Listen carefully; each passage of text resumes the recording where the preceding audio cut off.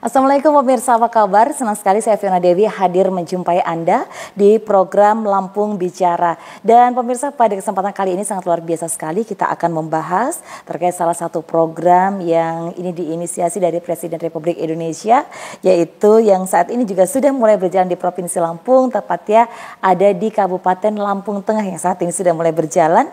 Ini adalah program Genting Gerakan Orang Tua Asuh Cegah Stunting. Dan ini sangat menarik sekali, tentunya kita akan membahas tuntas sebenarnya apa sih gerakan Genting dan seperti apa program yang sudah berjalan di Kabupaten Lampung Tengah ini dan siapa saja yang terlibat di dalamnya. Kita akan bahas secara tuntas dengan narasumber yang sudah hadir pemirsa bersama kami. Beliau adalah PLT Kepala Dinas PPKB dari Kabupaten Lampung Tengah. Beliau adalah Dr. Gigi Dian Yamasanti MHK. Saya sapa dulu beliau. Assalamualaikum Dr. Dian, apa kabar? Waalaikumsalam Mbak Fiona, sehat. Sehat ya? Mbak Fiona sehat. Baik, ya? Sehat alhamdulillah. Terima kasih sudah memberikan waktunya untuk bisa berbicara bersama kami bincang-bincang di Lampung Bicara Mitra TV. Dan ini sangat menarik sekali ya Dr. Dian, kita akan bicara kurang lebih adalah 1 jam ke depan tentang salah satu program kesehatan begitu ya Dr. Dian ya, yang ini tentu diinisiasi oleh Presiden Republik Indonesia Bapak Prabowo yang sudah mulai diterapkan di Provinsi Lampung, sudah berjalan di Kabupaten Lampung Tengah saat ini ya, karena Dr. Dian ini beliau dari PLT Kadis PPKB Kabupaten Lampung Tengah. Baik, program ini kan luar biasa sekali Dr. Dian ya, ini merupakan quick win dari Kementerian Kependudukan dan Pembangunan Keluarga dan Kabupaten Lampung Tengah ini menjadi pilot proyek pelaksanaan Provinsi Lampung. Mungkin sebelum kita berbicara terkait program ini, kita sebelum membahas tuntas, mungkin Dr. Dian bisa sedikit kasih gambaran sebenarnya Genting ini apa sih Dok? Silakan. Oke, baik, terima kasih Mbak Fiona. Jadi seperti yang Mbak Fiona sampaikan tadi, bahwa memang ini adalah salah satu programnya Pak Presiden Prabowo Subianto, Presiden Republik Indonesia, melalui Kementerian Kependudukan dan Pembangunan Keluarga. Kalau dulu teman-teman kenalnya sebagai BKKBN. Iya, betul. Kalau sekarang dia namanya menjadi Kemenduk Bangga / BKKBN gitu ya. Nah, di BKKBN, di Kemenduk Bangga itu ada 5 program quick win. Program quick win itu program hasil cepat. Jadi Pak Menteri ingin melakukan pembangunan dengan kegiatan-kegiatan yang berhasil cepat. Dan salah satunya dari 5 program quick win ini, salah satunya adalah ada yang namanya program Genting, Gerakan Orang Tua Asuh Cegah Stunting. Berbeda dengan program lain, program ini adalah program non-APBD dan non-APBN. Artinya tidak ada campur tangan APBD dan APBN pada program ini. Pak Menteri Wihaji, Pak Menteri Kemenduk Bangga menekankan pada pemberdayaan. Kenapa? Karena kita ingin masalah stunting ini dianggap sebagai masalah kita semua. Kalau selama ini kalau ada anak stunting di kampung itu, yang dicari kepala puskesmasnya, yang dicari PLKB-nya. Padahal yang stunting anak kita, anak bangsa.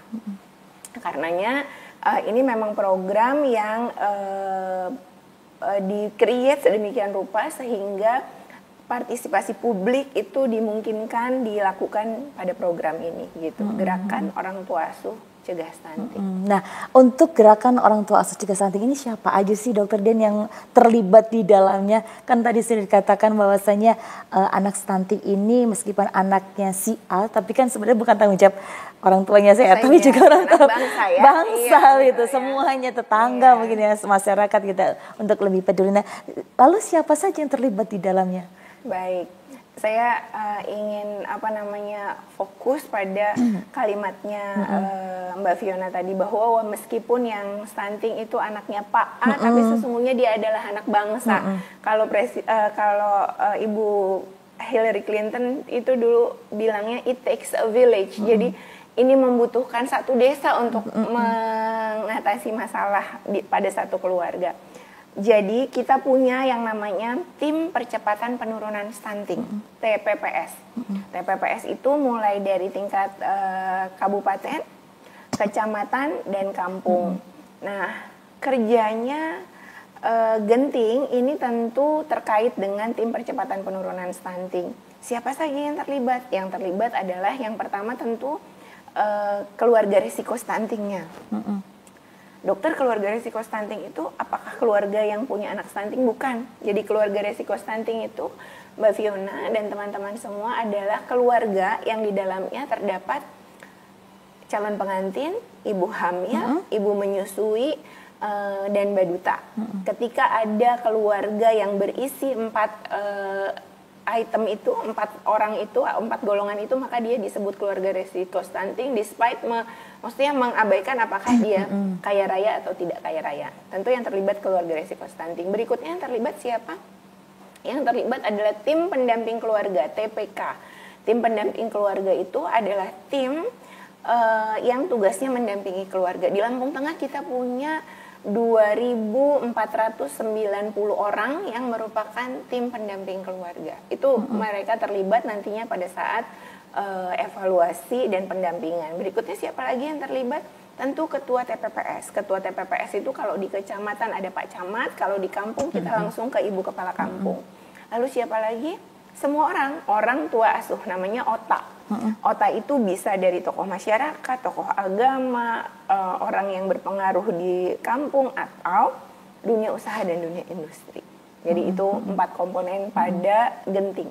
Berarti ini semuanya pada bergotong royong sama-sama untuk menjalankan program genting ini. Dan Lampung Tengah ini kan yang saya dapatkan informasinya adalah pilot pertama. Betul. Gitu ya Bu ya, untuk menjalankan program di Provinsi Lampung. Nah ini kenapa ini? Kenapa Lampung Tengah? Dan tentu Ibu mungkin sebagai PLT Kadis PPKB Lampung Tengah pada saat menjalankan programnya kan cukup berat, cukup banyak PR-nya.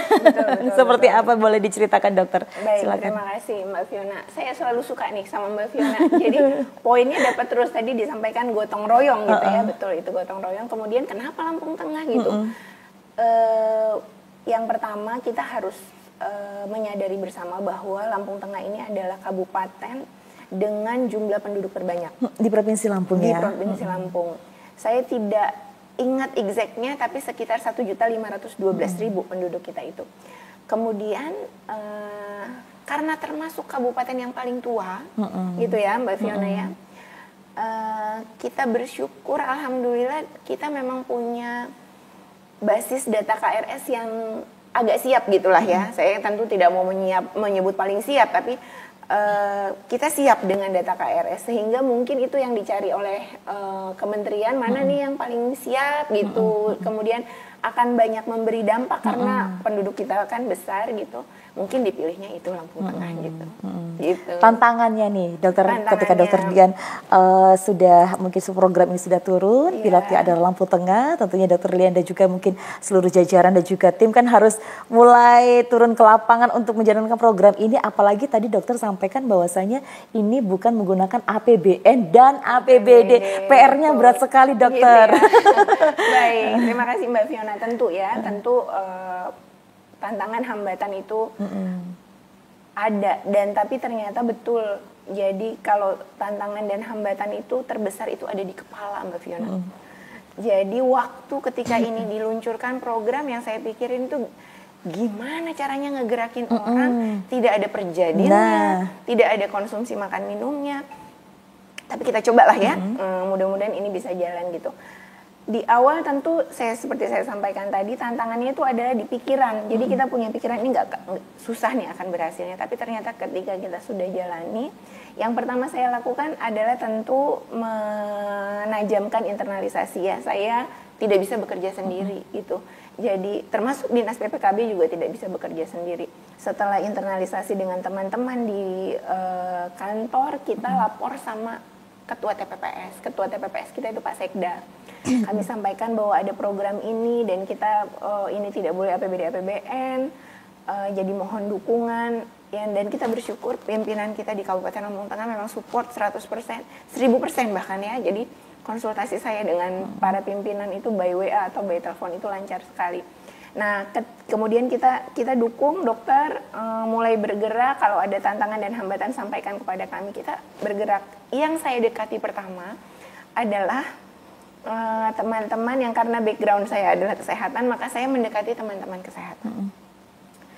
yang tadinya saya pikir akan menolak, akan nggak support, ternyata ketika saya kasih tahu, ketika kita berdiskusi bersama, ini ada program ini, ada program genting begini, oh mau dong dokter, kita mau jadi orang tua asuhnya gitu. Kemudian bahkan ada yang kita nggak perlu lihat orang tua anak asuhnya, kita punyanya uang aja, kita kasih gimana mekanismenya gitu.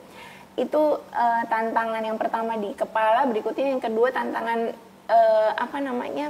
malu, maksudnya jalan ke kantor-kantor orang. Oh, door to door. Karena kami door to door, Mbak Fiona. Karena di awal memang karena harus pendekatan dulu. Betul.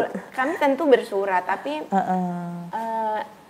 ternyata tidak efektif dibanding kalau kita ngobrol begini, mengetuk hati. Kemudian orang kan tentu mau tahu juga ini program apa, ngebantunya gimana, dampaknya apa, dan buat saya manfaatnya apa, gitu ya. Karena memang kita kalau bersinergi, berkolaborasi itu harus dua-dua untung.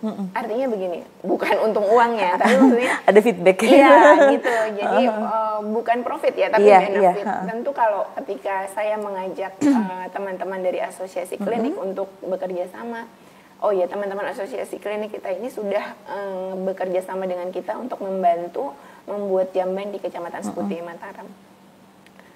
Yang mereka dapatkan adalah kan memperkenalkan asosiasi mereka ke teman-teman di Seputi Mataram gitu. Jadi ada feedbacknya gitu ya.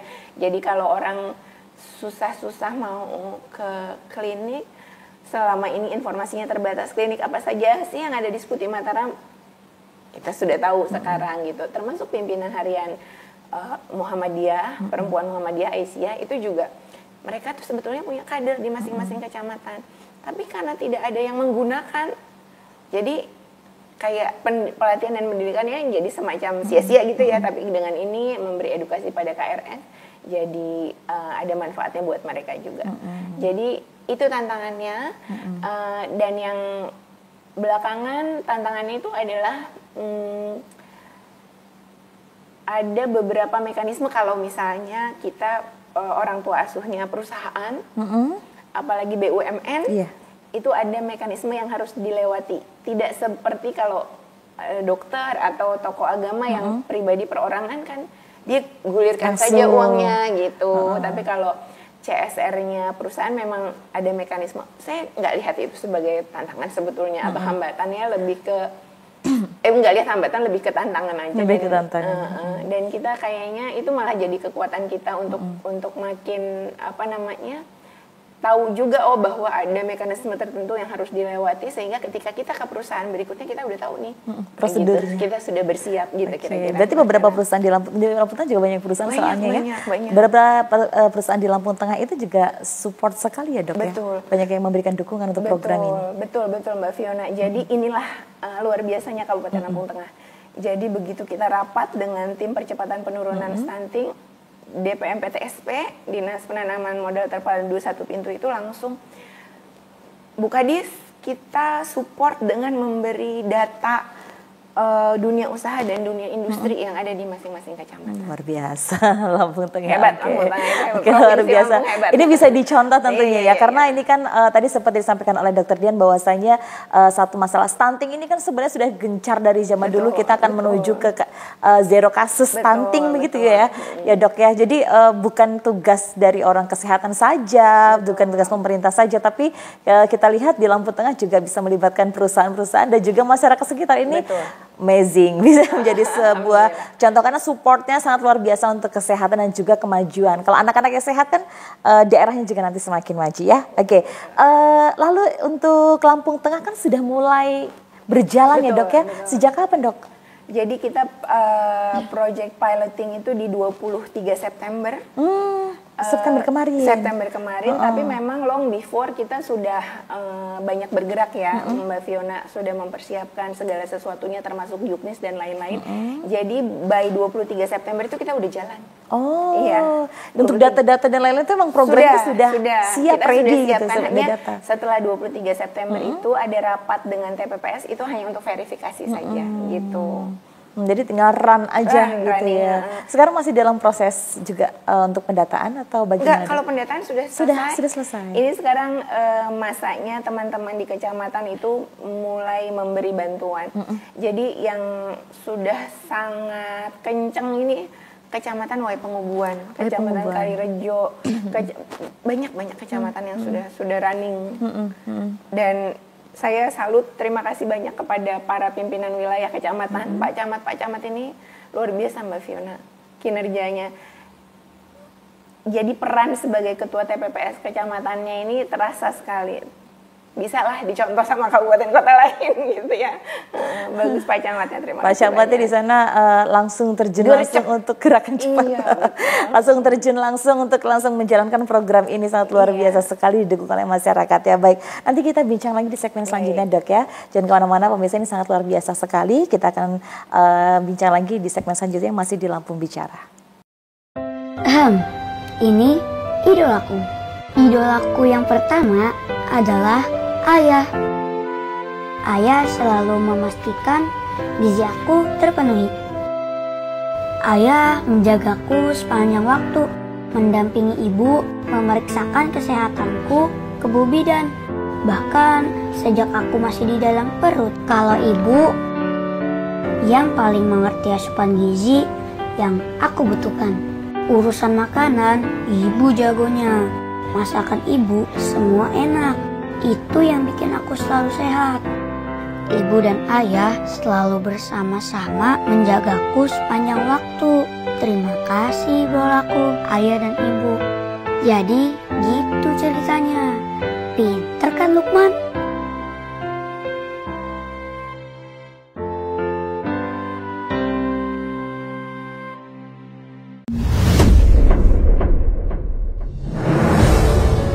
Salah satu permasalahan yang dihadapi dalam mewujudkan pembangunan SDM berkualitas adalah masih tingginya angka stunting di Indonesia, yaitu 21,5%. SKI 2023. 1 dari 5 balita di Indonesia mengalami stunting. Stunting menyebabkan anak mengalami gangguan pertumbuhan, kurang cerdas, dan beresiko terkena beberapa penyakit. Stunting terjadi sejak dalam kandungan, anemia sejak remaja, kurangnya akses makanan bergizi bagi ibu dan anak, kurangnya akses air bersih dan sanitasi berpengaruh terhadap stunting. Kehamilan tanpa persiapan yang matang serta pola asuh yang salah. Dan stunting hanya bisa dicegah dalam 1000 hari pertama kehidupan. 1000 hari pertama menjadi kekuatan kita untuk menyiapkan generasi ke depan. Karena 1000 hari pertama mulai kehamilan sampai kelahiran untuk 2 tahun menjadi salah satu tolak ukur. Gerakan Orang Tua Asuh Cegah Stunting, Genting, merupakan gerakan bantuan bagi keluarga beresiko stunting melalui kepedulian para pihak sebagai orang tua asuh menjadi bagian dari upaya pencegahan dan percepatan penurunan stunting. Melalui gerakan Orang Tua Asuh Cegah Stunting, Genting, Kementerian Kependudukan dan Pembangunan Keluarga BKKBN berkomitmen dan mengajak seluruh elemen masyarakat bergotong royong, baik dari unsur pemerintah, pemerintah daerah, BUMN, BUMD, swasta, perguruan tinggi, akademisi, LSM, komunitas, individu, perorangan, dan media untuk peduli, berpartisipasi, dan beraksi dalam memastikan semua anak Indonesia sehat, cerdas, kuat, dan bebas dari stunting. Kementerian Kependudukan dan Pembangunan Keluarga /BKKBN mengajak Bapak Ibu, ayo kita siapkan generasi ke depan, generasi yang hebat. Dengan cara Bapak Ibu bisa menjadi orang tua asuh kita punya gerakan orang tua asuh cegah stunting untuk 1 juta anak Indonesia.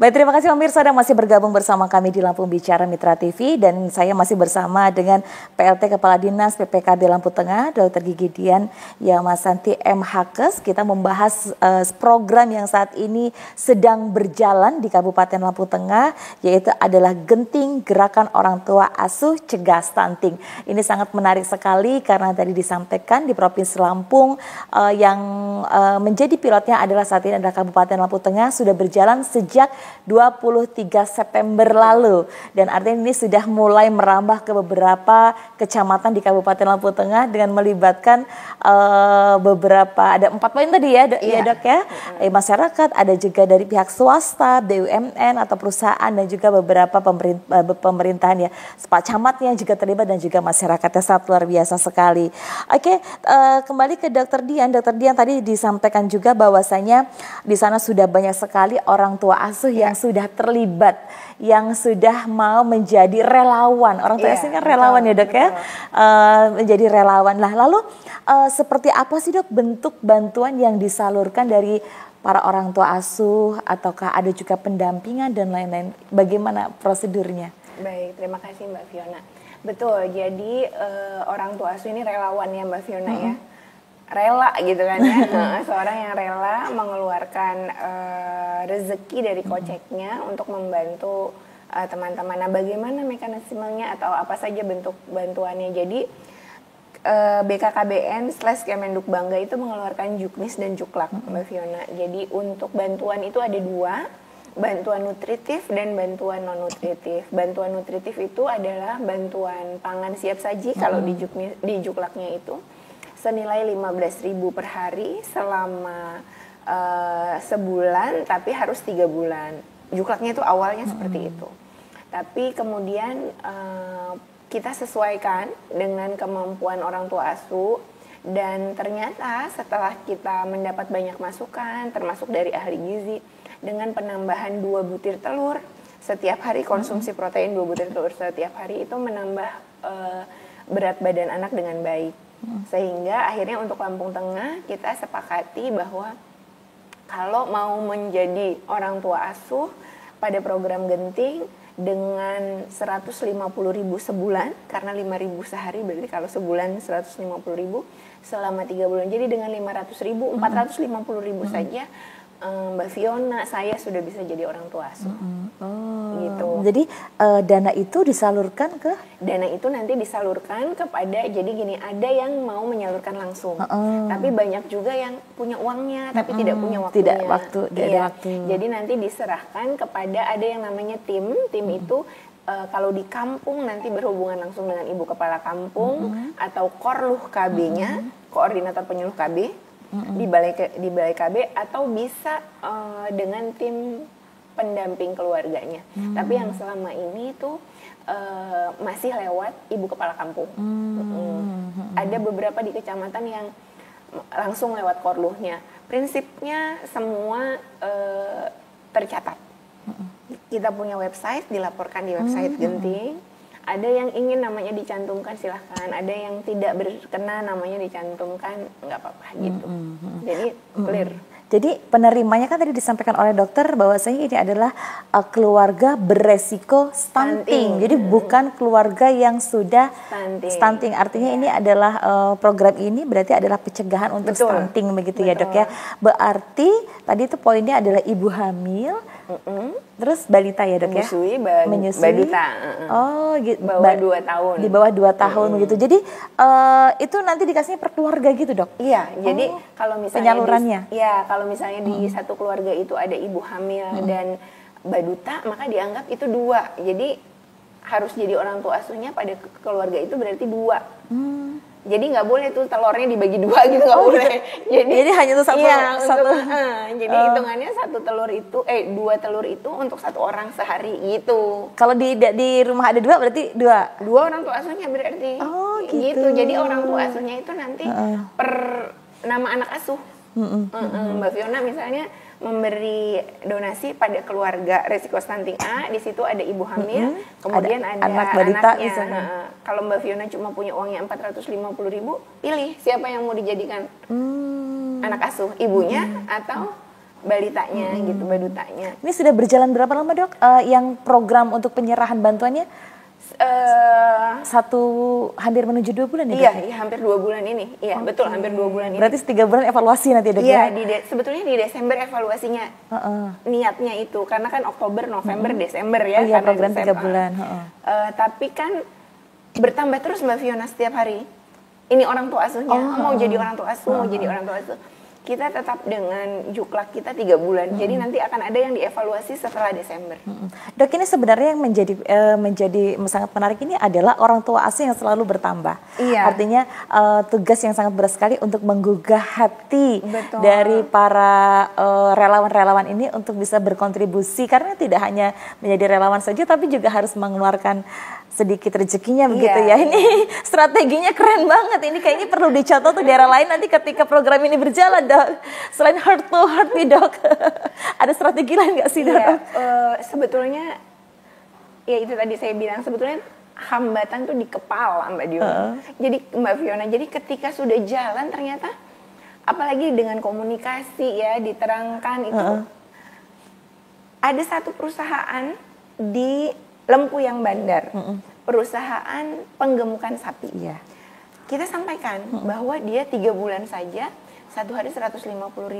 Dia minta 6 bulan dan lebih, nggak mau 150.000, luar biasa. Ternyata memang jangan surat aja gitu ya. Kita tuh memang strateginya lampu tengah adalah silaturahmi. Mengetuk hati gitu Oke, mengetuk hati ya, bisa bicara heart to heart gitu ya. Karena kan nanti juga akan berjalan insya Allah tentu di seluruh kabupaten kota di Provinsi Lampung gitu ya, Dok ya. Jadi mungkin salah satu, karena ini juga nanti bisa menjadi percontohan dan juga evaluasi. Kita bisa melihat dari hasil evaluasi lampu tengah ya. Jadi salah satu strateginya itu adalah silaturahmi gitu ya. Jadi biar bisa langsung sampai apa yang diharapkan, tujuan dari programnya, karena ini program sangat luar biasa sekali, saling gotong royong gitu ya, karena itu kan luar biasa. Betul, ya, Dok ya. Makanya Mbak Fiona mengundang kami itu kita bersyukur sekali sehingga informasi ini kan bisa sampai luas, lebih luas lagi. Tadi saya bilang 1.512.000, banyak banget itu penduduknya. Iya. Lampu Tengah luar biasa luar ya, luas. Biasa banyak, ya di potensi donaturnya juga banyak sebetulnya. Ternyata. Iya. Mungkin ada yang memang belum familiar gitu, jadi belum tergerak untuk jadi orang tua asuh. Tapi dengan bantuan publikasi seperti ini mudah-mudahan makin banyak. Menggerakkan hatinya untuk bisa bergabung. Iya, karena gitu Mbak Fiona, kita tuh selama ini persoalan tuh miliknya pemerintah. Betul ya. Gitu. Dianggap PR-nya pemerintah nih. Jadi kalau ada anak stunting ini, orang kesehatannya mana, orang KB-nya mana, padahal di sampingnya kan ada tetangganya yang bisa bantu, yang bisa keluarga, juga iya bisa. Ajakin ayo kita ke posyandu timbang setiap hari, ayo itu makanya jangan mie aja, tapi harus ada asupan bergizi seimbangnya gitu misalnya, kan bisa sebetulnya. Dan mudah-mudahan programnya Pak Prabowo melalui Kemenduk Bangga ini jadi pionir bahwa persoalan bangsa itu selesai kok kalau kita sama-sama gitu ya, kira-kira gitu ya. Yang bareng-bareng gitu ya. Baik. Lalu ini kan program sangat luar biasa sekali dari pemerintah dan juga tentu bukan hanya tugas dari PPKB dan juga BKKBN saja ya, Dok ya, tapi juga kan tugas bersama. Nah, sejauh ini selama berjalan dari September hingga sekarang, Dok, seperti apa dukungan dari pihak-pihak lain, dari dinas-dinas lain, pemerintahan dan juga mungkin kolaborasinya seperti apa? Baik, terima kasih.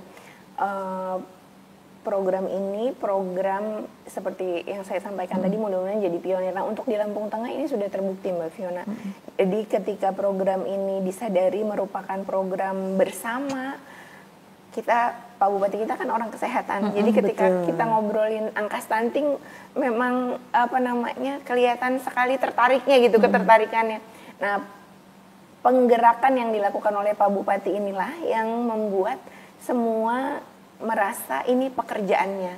Yang DPM PTSP menyampaikan data perusahaan, kemudian yang dari Kementerian Agama apa yang bisa kita lakukan, dari Bapeda juga gitu, dari Perkim, dari perumahan itu, kita ini ada program rehab rumah menyasar, masukkan nama keluarga resiko stuntingnya. Yang dari kesehatan juga gitu. Dokter minta data keluarga resiko stunting yang belum punya BPJS, kan luar biasa ini. Kita sasar bareng-bareng. Jadi kita bersyukur Pak Bupati punya kepedulian yang sangat tinggi sehingga itu menular ke jajaran, sehingga ini semua perangkat daerah merasa bahwa ini adalah tugas bersama gitu.